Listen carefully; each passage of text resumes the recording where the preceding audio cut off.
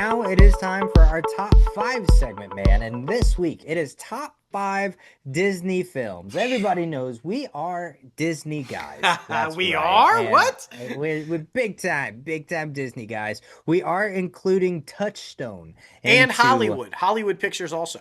and Hollywood Pictures into this category, but of course, marketing and tagging it as Disney films. Yes. Of course, it was very hard, man. I'm not gonna lie. I went through and was like, how do I not go and put all of the 90s or late 80s animated pictures? Like it was so freaking hard. And a lot of people don't know the history, but Michael Eisner was very guarded of the mouse of Walt Disney. This is like, we're a family company, people. We are like, but he understood that during that era in the 80s when him and Frank Wells were basically trying to save Disney, right? They were brought in to stave off the takeover and dismantle and save it. They understood that they needed to break into other areas. But he was like, we will not tarnish Mickey. We will not put that brand. So Touchstone Pictures was created to put out rated R movies under Disney without touching the Disney banner. They're like, we need to get them out there, but we will not put the Walt Disney name on them. And Hollywood Pictures came out underneath the Touchstone banner.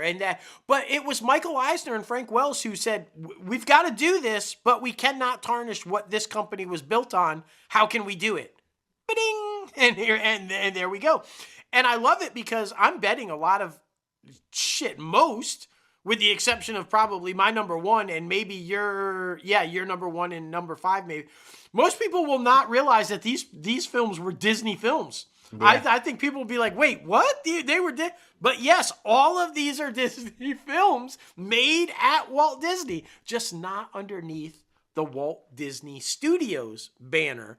And I also, with mine, I don't know about yours, but because you said like it was hard, I specifically stayed away from the Star Wars franchise, the Pixar franchises, and the Marvel franchises, because while they are Walt Disney, while they fall under Disney, all 3 of those companies operate autonomously. They are owned by Disney, but they operate as separate studios, where Touchstone and Hollywood and the Walt Disney Studios all fell underneath the Walt Disney Studios banner. Yeah. So I tried to keep my movies there so that we could say these are legit Disney movies. Yeah, I did the same thing. All right. But yeah, my number 5, man, I literally just went to the IMDb page and freaking looked at the rating. Absolutely wild. It's Who Framed Roger Rabbit. And get this, it is a PG movie. What? I thought at least PG-13. It's a PG movie. Yeah. That is absolutely wild. If you guys didn't know, it's about a cartoon rabbit who is accused of murder, and he enlists the help of a burnt-out private detective who is an alcoholic to help him get his not framed, basically, clean his name. And I love this film. It's not the first ever time that live action met animation, but it is the most iconic time that live action met animation, in my opinion. But this film was so risque. What are we talking about? PG. I want to go back to the motion picture ratings and freaking talk to them about this shit. That's wild to me. I love this film because it was so kid friendly, I guess. It was a much more mature tone that you got with kid friendly anecdotes throughout the entire thing. And I think what it was able to do with technology and bring it to life in this Toontown type of situation. And I mean, let's be honest about it. It is a nod to Hollywood and the entertainment industry in this film as well. And it's just so freaking fun, man. And the wife, what was Jessica her name Rabbit. again? Yeah. Jessica Kathleen Rabbit. Turner. Like, oh my gosh. She, like, Betty Boop ain't got nothing on Jessica No, Rabbit. I mean, Jessica Rabbit was damn near falling out of her dress the entire movie, and she was sultry and like, bro, yeah. come on. Like, that is wild. But yeah, number 5 for me, Who Framed Roger Rabbit. Yeah. Absolutely iconic. I didn't know it came out in the 80s, but 1988, so that's fun. Yep. Okay, my number 5 pretty much follows along those lines, but it is rated R. It was one of the first rated R movies from Disney. Not the first, but one of the first. And it was certainly controversial because it's a film about prostitution. Literally, it's about a prostitute trying to get off the street. And obviously, Disney's like, even under our touchstone banner, do we want to touch this? This might not be. I know we want to go more adult, but do we really want to like? And of course, I'm talking about Pretty Woman, which ended up becoming one of the most all-time iconic romantic comedies ever, right? It's one of the best films, soundtrack-wise, acting-wise, storyline-wise. It's got some of the best one-liners, the best interaction between characters, and brilliantly directed by Gary Marshall, legend in Hollywood at the time. It's still, although he's passed. It just, this movie, man, it was a risk by far, and the story changed a little bit here or there to try to make it so that Disney was comfortable with it. There were some things that Gary was adamant about not changing, though, and he wanted it certain ways. And but yeah, my number 5, Pretty Woman. I think it's hard to argue that this is like a rite of passage type movie. I feel like everybody has to see this film. It's like one of those must-see films that everybody at some point in their life has seen. Pretty Woman. Just Julia Roberts, a very young Julia Roberts, and Richard Gere and Hector Elizondo. The oh my God, there's so many great people. Cinda fucking Rella. There's so much good shit in this movie, man. And I had to put it on my list. Number 5 for me, Pretty Woman. So good, man. So good. Number 4 for me goes to Shanghai Noon. Ooh. With Owen Wilson and Jackie Chan. Oh my goodness. Both of these, obviously Owen Wilson is coming off the success of the Wes Anderson, startup, which became obviously cult classic. And Jackie Chan is coming off the success of Rush Hour. Both of these stars are so lovable, so likable, and then plus you get a little bit of cowboys, and not Indians, but Chinese people who historically came over to the country, to the Wild West, and began to build our railroad systems, which I don't know if a lot of people know about, because it's loosely based around that. And I mean, you got some Native American culture in there as well, but just to have this film like represent the Old West and bad cowboys, and just I love cowboys and I love what they represent and the films that are made about them. So when this one came out with both of these iconic stars, when I was 2000, I was 4 when this came out, but I'm sure I saw it very young. But it's always been a fun one that I can still go back to this day. And it's not the best movie, but it's just supposed to be fun. It's an action comedy that definitely fulfills what it's meant to do. So yeah, number 4 for me, Shanghai Noon. There you go. I love it. Really good choice, and obscure choice. That's really good. My number 4 is an epic war film. I think in one of my opinions, the cinematography and the way this thing was shot is absolutely beautiful. It is a beautifully shot film. Just epic in the tone and the scenery and the camera angles, and the way they pull off this film cinematically is just beautiful. And I mean, the attack, obviously on Pearl Harbor, that sequence of events and that scene is just incredible. But why I think this is on my list and why I think it's one of my favorite films, it's funny because it kind of touches back onto what you said, that Richard Donner's advice that he gives to people is, as long as you focus on the love story. Well, this is a story about war and a story about the U.S. being attacked and a lot of people dying at Pearl Harbor. But at the heart of this film is the love story. And it's interesting because it's a love triangle between these 3 focal characters, 2 pilots and a nurse,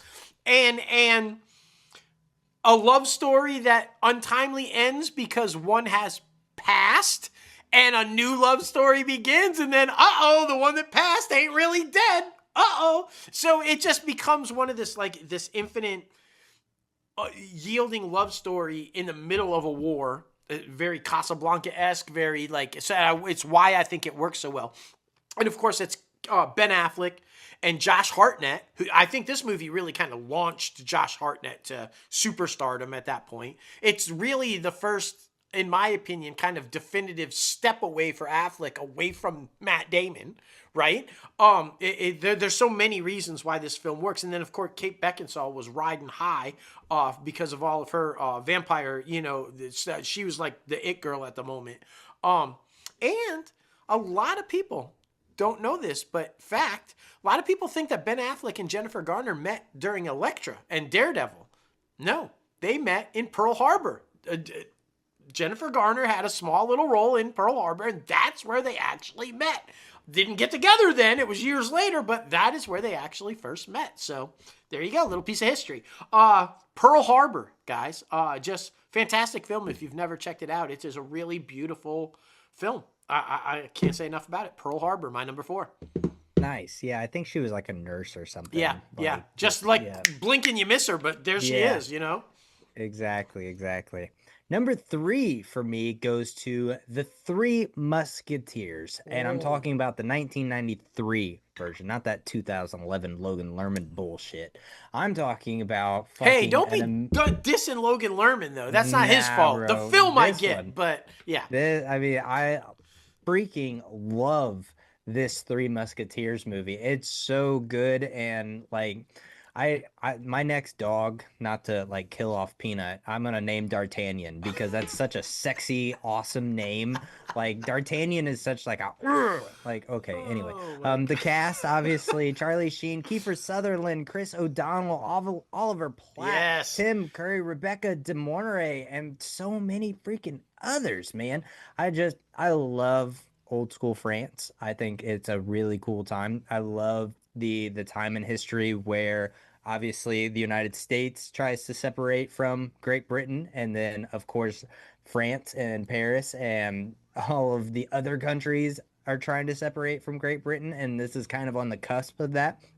It's supposed to be France in 1625, where the Musketeers are the King's Guard, basically, and I love the whole storyline of protecting the King's Guard. And then, of course, there's an evil freaking cardinal who comes in and wants to take over and run things himself, who is played by Tim Curry himself, who plays it phenomenally. I love this film. It's on repeat all the time. So many classic lines in this thing, and it's beautiful. Like on IMDb, I'm looking it up right now, and they have these beautiful like black and white still shots. I want to frame every single one of these and put them in my office. Yeah. But this film means a lot to me because it's one that I grew up with. But yeah, it's one of my all-time favorite Disney movies, if not one of my all-time favorites of all time. Number 3, Three Musketeers. And this movie, I think, cemented to the fact of a lot of people, or educated a lot of people in the fact that the Three Musketeers were actually 4. 4 Musketeers. Yeah, a lot of people don't know that, but this film highlighted the fact that it's 4. Yeah, there's a reason why it's 3, but it's 4.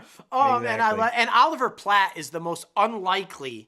Right? Like, I love Oliver Platt. If you guys haven't checked him out in The Bear yet, just phenomenal in The Bear. But everything I've ever seen this guy in, he's outstanding. So one good. of my favorite actors. And yeah, phenomenal. He plays such a funny role in that, too. He does. That's what I'm saying. It was like the most unlikely casting and yet works brilliantly in it. My number 3 is not only one of my all-time favorite Disney movies, it's on my list and close to the top of one of my all-time favorite movies, period. It's also, in my opinion, the definitive dramatic role for Robin Williams. I think he should have won the Oscar for this well before he won it for Good Will Hunting. This cemented him as, oh shit, he's not just a comedian. This guy can act. This guy's a Juilliard trained actor. And I'm talking, of course, about Dead Poets Society. Oh, Captain, my Captain. I cannot say enough about this film and why it's on the list. These are brilliant performances by literally everybody that acts in it. It's like literally, I mean, the cast is just I mean, everybody's in it, and they're all young. They're all youngins, you know. But it's the performance of Robin Williams that just tears at you. And you see the powerful emotion, and I don't want to say it the wrong way, but I really feel like going back now and watching this film, you can almost see the pain that man is going through or was going through in real life. It's evident in this film when you watch it now that nobody saw, that nobody knew, that nobody just like, and that's sad because I think the performance that he delivers in this film is because of what he was really dealing with. And it just shines in this film.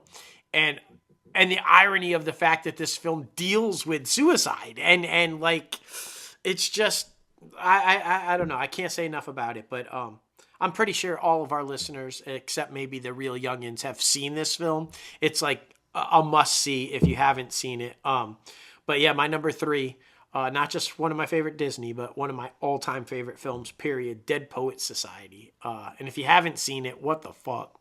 Give it a watch. You'll be glad you did.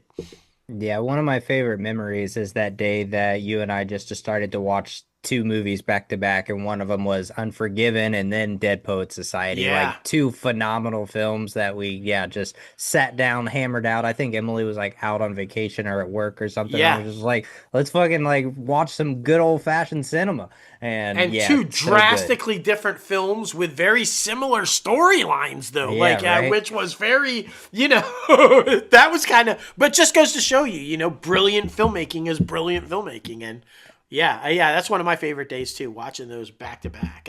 Yeah, it was very cool. Number 2 for me is Homeward Bound. I'm seeing a trend with it's all childhood, that's for sure. It's ones that I had on repeat in childhood, and Homeward Bound was one of those because as a man, you always want a man's best friend, a dog, a companion, especially while you're growing up, especially if your parents are not together and you have a step parent, which this deals heavily with. But Homeward Bound, the dogs are the animals because there's 2 dogs, one older dog, a young dog who's rambunctious, and then a wickedly smart cat. And they go stay at their I think it's like their aunt or whatever, like while the family's on holiday, and then the animals think their parents are never coming back, and then they decide to go look for their parents, and they get lost in the wilderness, and it's the journey of finding them on the way home. A younger Jean Smart is in this. Yeah. She is freaking phenomenal in it.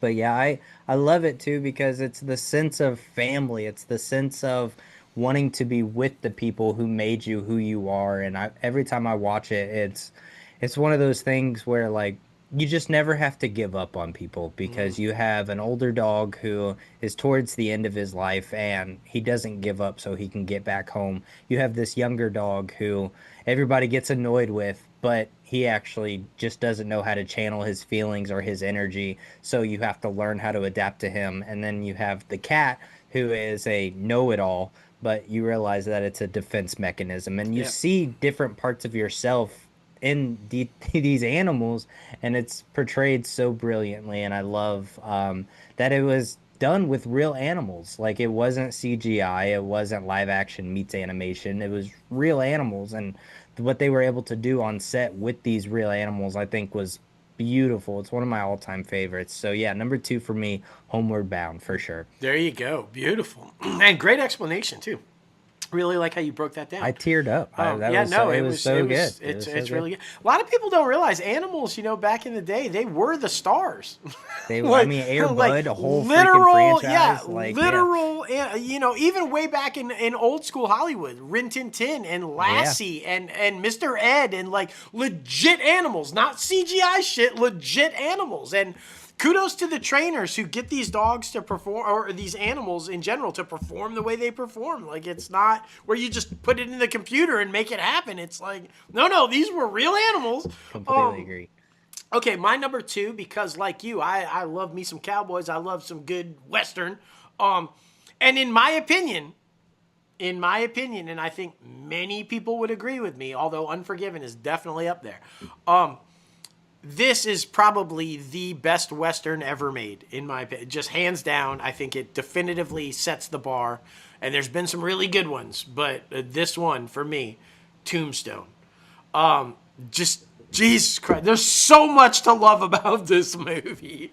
Everything about this movie, the entire cast, everybody from the Earp family, just the storyline, how they break it down, the behind the scenes struggle of this film about how it ran out of money and Kurt Russell had to carry it basically to the finish line himself financially, to make it happen and get it all done. And then obviously, Sam Elliott and Bill Paxton and Kurt Russell and like just this Jason Priestley at the time who was trying to break free from the 90210 kind of a, but all of it, right?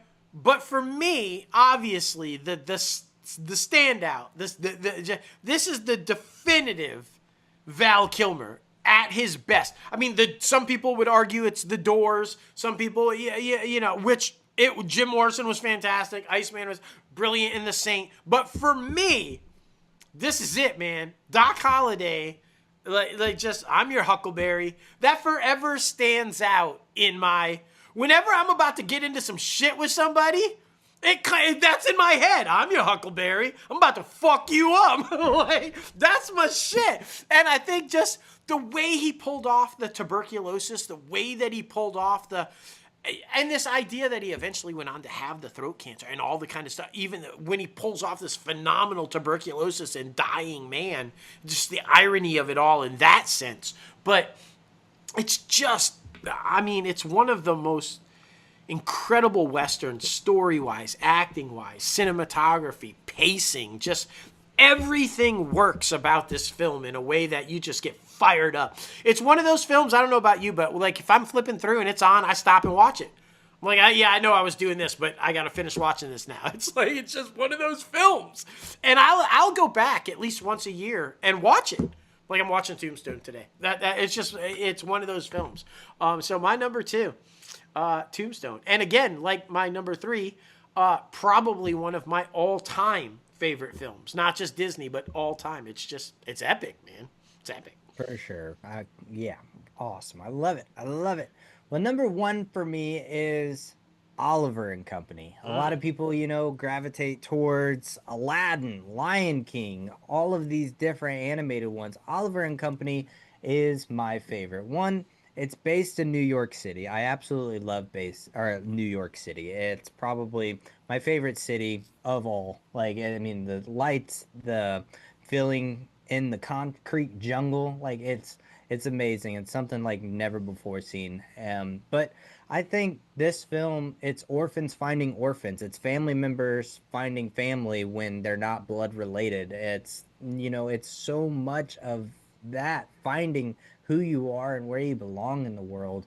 And there's so much good music in it as well, Yeah. because the one and only Billy Joel Yeah. is in this bad boy, and it's my favorite Billy Joel song that he sings in this song, the Why Should I Worry, Why Should I Care?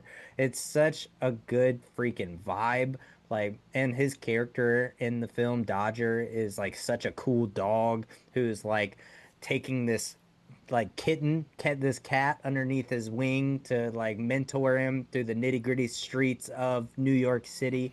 And yeah, it's just such a good, wholesome family film that also came out in 1988. Well, it must be like a special year for me or something. But it looks like, I didn't know this, Tim Disney actually helped write this bad boy, and I'm trying to figure out the lineage on that. Maybe I can put that in the YouTube video as well. But yeah, it's interesting to see like important stories that are important for people who actually work at Disney and are from the Disney family. So that's always very fun. But yeah, absolutely love Oliver and Company, my all-time favorite Disney movie. Boom, drop mic. There you go. And mine is I think, yeah, a lot of people's all-time favorite Disney movie, and you would think because it's newer, Not, it's been a while. I'm not talking about the live action. I'm talking about the original. But The Lion King. I just think this is the epitome of epic story of family and circle of life. This is what it's all about. Literally all about. The circle of life and finding the joy, even the down times and the sorrow, and the importance of family, and that life is short, and that you got to get out there and live it, and that I mean, it's literally identifiable for every single human being on the face of the planet. Yeah, if you don't identify with this film, just you're not human. That's all I can say. It's everything a story should be, and there's a reason why it did what it did, and why it was so successful, and why everything. I feel like not just animated films after it, but live action, and I think it's the tone that set the bar of what all those films try to reach in achieving what that film achieved. And it's just another one of those. Also caused the the demise of the partnership with Jeffrey Katzenberg and Michael Eisner. Yeah, but that's another story here nor there. It did what it was supposed to do, and helped launch DreamWorks. Disney, but helped launch DreamWorks. The Lion King, man, it's my number one. It's my all-time favorite Disney film. And there's obviously, I mean, I think you could just put so many on the list, but for me, so many. It's definitive storytelling, even though it's animated. That's why I love it so much. It's just spot on storytelling, which, as you guys know, as a filmmaker, that's my driving. That's what drives my engine: the dialogue, the drama, the story behind the visual, and this one kills it. So number one for me, Lion King. It may or may not be the best animated film of all time. Yeah, like yeah. that's where we're at with that film. For sure. People when they think of animated film, and especially Disney, they think of The Lion King. Yeah, yeah. There's no doubt about it. Yeah, it supplanted Snow White. Yeah. Right, because that was the granddaddy. That's the first feature-length animated film, and Disney, of course, did that one too. And that was the bar. But I think as animation was dying, and everybody was just, they didn't do it anymore, it was Disney's goal to bring it back. Hence Jeffrey Katzenberg and Michael Eisner going, how do we bring it back? And the launch of Walt Disney Animation and The Lion King. Little Mermaid and The Lion King were like the catalyst of, if these don't work, animation is dead. And yet, there we go. Probably, like you said now, the greatest animated film of all time. So it worked. Exactly, man. Exactly. Well, we want to know, what is your favorite Disney film or Touchstone or Hollywood Studios, anything that's underneath the Disney banner? Yes. Please be sure to let us know in the YouTube comment section. Add us on social media. Please, we love the fan interaction, and we want to know, what is your favorite Disney movie?